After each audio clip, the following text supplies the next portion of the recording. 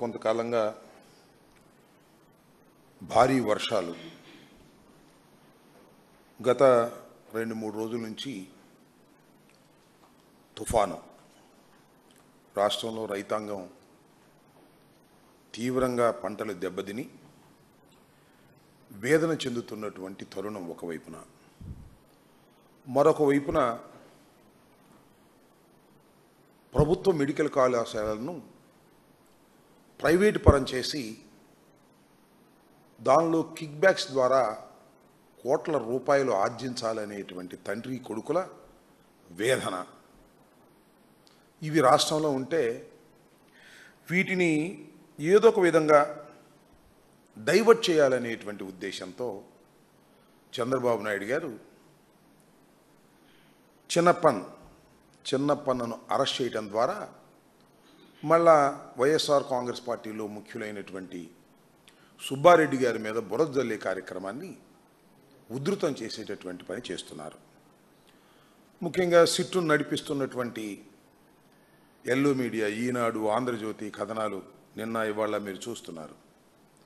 చాలా పెద్ద ఎత్తున ఫ్రంట్ పేజీల్లో కథనాలు రాస్తూ సుబ్బారెడ్డి గారిని బదనాం చేయాలని, బురద జల్లాలని ప్రయత్నం జరుగుతూ ఉన్నది. ప్రపంచవ్యాప్తంగా చంద్రబాబు నాయుడు గారి చేష్టల వలన హిందూ మతస్థులు చాలా బాధపడుతున్నటువంటి తరుణం మీ అందరికీ గుర్తుండే ఉంటుంది. నారా చంద్రబాబు నాయుడు గారు తిరుపతి లడ్డూలో పంది కొవ్వు, పశువు కొవ్వులతో కలిసినటువంటి నెయ్యితో తయారు చేశారనేటువంటి ఒక అసత్యమైనటువంటి ఆరోపణ వేశాడు. అది లక్షలాది కోట్లాది మంది భక్తులు తినేశారని కూడా చెప్పేశాడు. చాలా దురదృష్టకరమైనటువంటి ఒక అపవాదు, ఆధారాలు లేని అపవాదు. దాంతో హిందువులందరూ కూడా చాలా బాధపడినటువంటి సందర్భం.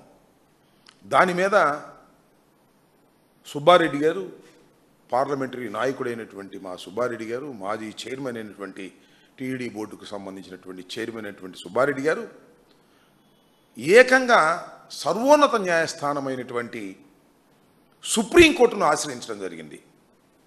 సుప్రీంకోర్టులో విచారణ సందర్భంగా అనేకమైనటువంటి వ్యాఖ్యలు సుప్రీంకోర్టు డైరెక్ట్గా చేసింది. ఆధారాలు లేకోకుండా ప్రసాదంలో, లడ్డూలో కల్తీ కలిసిందని ఎలా చెబుతారు రాష్ట్ర ముఖ్యమంత్రి అనే మాట మాట్లాడారు. అంతేకాదు, అసలు లడ్డూలో వాడినటువంటి నెయ్యిలో కల్తీ ఉందా లేదా తేల్చండి అనే దాని మీద చెప్పారు. అంతేకాదు, అప్పుడున్నటువంటి ఈఓ శ్యామలరావు గారు చాలా స్పష్టంగా చెప్పింది ఏంటంటే, మేము దీన్ని ఎన్డీబీ ల్యాబ్కు పంపించాం, ఎన్డీబీ ల్యాబ్ వారు దీనిలో వనస్పతి అలాంటి కలిసింది అని ఒక సర్టిఫికేట్ చేశారు. దాని కింద డిస్క్లైమర్ కూడా రాశారు. ఇది కొన్ని సందర్భాలలో అవాస్తవం కూడా కావచ్చు, పశువులు తినే మేత మీద, ఆ టైమింగ్స్ మీద ఇది వాస్తవమైన రిపోర్టు కూడా కాకపోవచ్చు అని రాసినటువంటి రిపోర్టుని ఈవో గారు చదివి వినిపిస్తే చంద్రబాబు నాయుడు గారు నెయ్యి వాడేశారని అని వాళ్ళ దట్ వాజ్ రిటర్న్ బ్యాక్ అని ఈవో గారు చెప్పాడు. ఆ నెయ్యి వాడేసినట్టు, ఆ కల్తీ జరిగిపోయినట్టు చెప్పేటటువంటి ప్రయత్నం చేశాడు చంద్రబాబు నాయుడు గారు కేవలం రాజకీయ కక్షతో. ఈ వాటా చెప్తే చంద్రబాబు నాయుడు గారు ఎలా చెప్తారు? ఎన్డీబీ ఒకటే ల్యాబ్ ఉందా, ఇంకా సెకండ్కి ఎందుకు మీరు పంపలేదు క్రాస్కి అని చెప్పి కూడా సుప్రీంకోర్టు ప్రశ్నించినటువంటి సందర్భాన్ని ఇప్పుడు నేను గుర్తు చేస్తున్నాను. టోటల్గా సుప్రీంకోర్టు ఒకటే చెప్పింది, నెయ్యిలో కల్తీ కలిసిందా లేదా అనేది తేల్చమని చెప్పారు. అది మొత్తం సబ్జెక్టు. ఇవాళ చంద్రబాబు నాయుడు గారు చేస్తుంది ఏంటండి, ఇవాళ బురద జల్లే కార్యక్రమం మళ్ళీ ఇప్పుడు బయటికి తీసుకొచ్చారు డైవర్షన్ కోసం. సుబ్బారెడ్డి గారి మీద ఏదో ఒక విధంగా బురద జల్లాలనేటువంటి ఉద్దేశంతో చిన్నప్పన్న ఈయన సుబ్బారెడ్డి గారి దగ్గర పిఏగా పనిచేశారు. ఎన్ని సంవత్సరాల క్రితం? 8 సంవత్సరాల క్రితం ఆయన పిఏగా పనిచేశాడు. ఆయన్ని పట్టుకొచ్చారు, ఆయన్ని విచారించారు.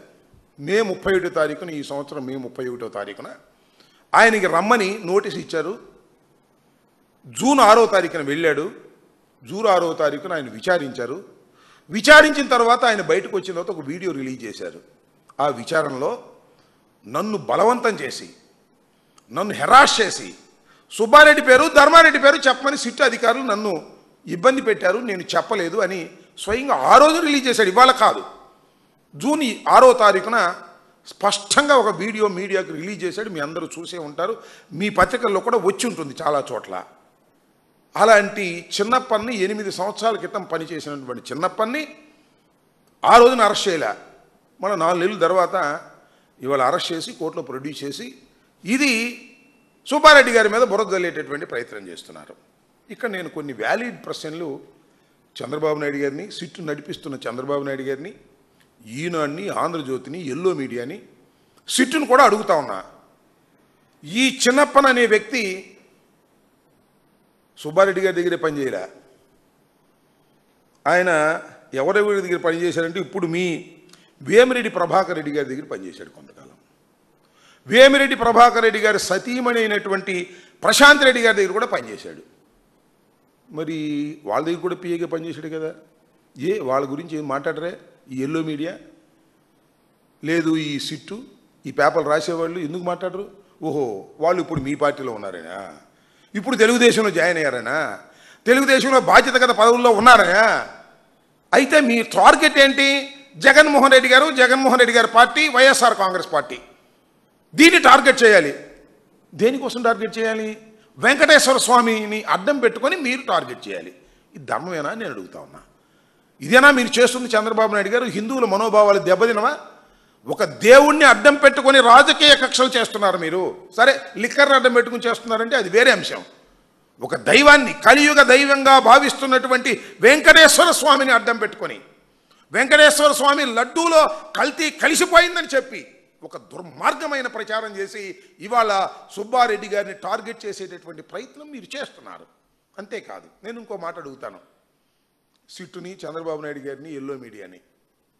ఏమండి, ఈ పర్చేజింగ్ కమిటీ ఉంటుంది కదా, సుబ్బారెడ్డి గారు చైర్మన్గా ఉన్నప్పుడు, వైఎస్ఆర్ కాంగ్రెస్ పార్టీ చైర్మన్గా ఉన్నప్పుడు కూడా ఓ పర్చేజింగ్ కమిటీ ఉంటుంది. ఆ పర్చేజింగ్ కమిటీలో కొలుసు పాతసారథి గారి మెంబరు, ప్రశాంత్ రెడ్డి గారి మెంబరు. మరి వాళ్ళ ప్రస్తావన రాదేమనండి ఈనాడు వారు? వారి ప్రస్తావన రాదేమనండి TV5 వారు? వాళ్ళ ప్రస్తావన రాదేమండి ఆంధ్రజ్యోతి గారు? వాళ్ళ ప్రస్తావన రాదు. ఎందుకు రాదు? సుబ్బారెడ్డి ప్రస్తావనే వస్తుంది మీకు. చిన్నప్పన్ అనే వ్యక్తి వాళ్ళ దగ్గర పనిచేసినా సుబ్బారెడ్డి గారి ప్రస్తావనే వస్తుంది. సుబ్బారెడ్డి గారు చైర్మన్గా ఉన్నప్పుడో లేనప్పుడో పర్చేజింగ్ కమిటీలో ఉన్నటువంటి వ్యక్తులు ఇప్పుడు మీ పార్టీలో ఉన్నారు కాబట్టి వారేమో వాళ్ళ విచారణ కూడా చేయాల్సిన అవసరం లేదనేటువంటి ప్రశ్న వస్తుంది. ఈ విధంగా మీరు ఒక దుర్మార్గమైనటువంటి పద్ధతుల్లో మీరు వ్యవహరిస్తూ ఉన్నారనేది చాలా స్పష్టంగా ప్రజలకు వివరంగా అర్థమైపోయేటటువంటి పరిస్థితి కనిపిస్తూ ఉన్నది. మీరు అప్పుడు ఏమన్నారంటే 320 రూపాయలకి కిలో ఆవు నెయ్యిని కొంటున్నారు. అసలు 326 రూపాయలు, 320 రూపాయలకి వస్తుంది అసలు ఆవు నెయ్యి, కల్తీ నెయ్యి కాకపోతే అని చంద్రబాబు నాయుడు గారు అన్నాడు. అదేమంటే 3000 అవుతుంది స్వచ్ఛమైన నెయ్యి అని ప్రచారం చేశారు.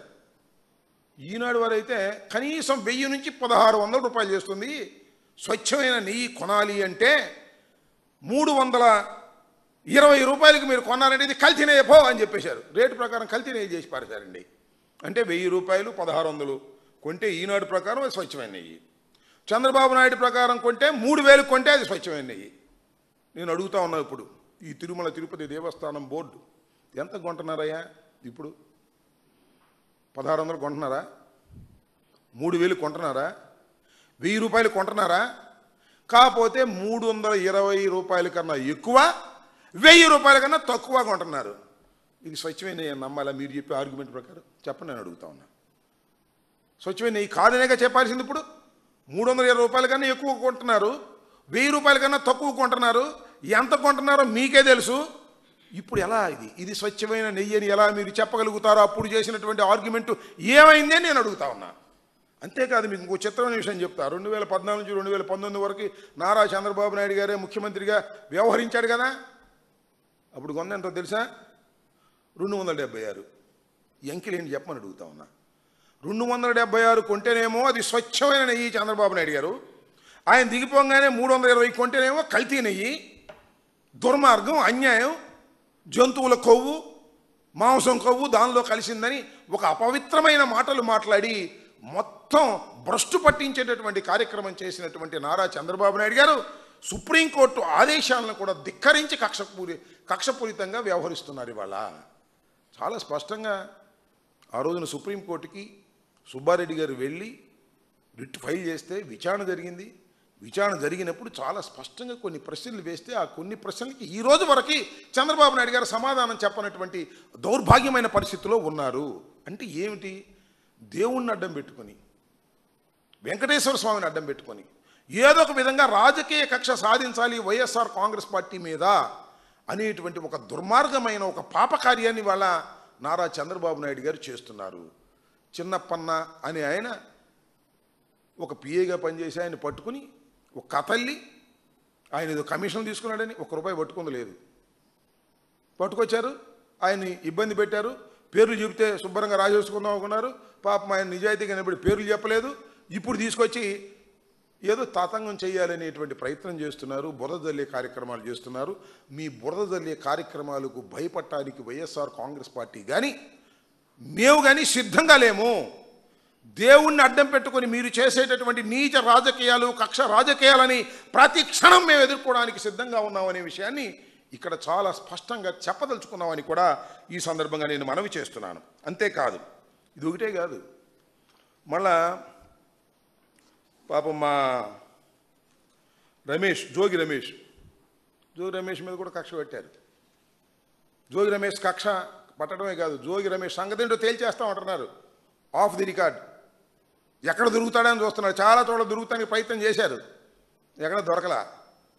ఇప్పుడు కల్తీ మద్యం, అప్పుడేమో లిక్కర్ స్కామ్ అన్నారు మా మీద, ఇవాళ కల్తీ మద్యం. బాటిల్ అట్టాగే ఉంటుంది, దానిలో కల్తీ ఉంటుంది.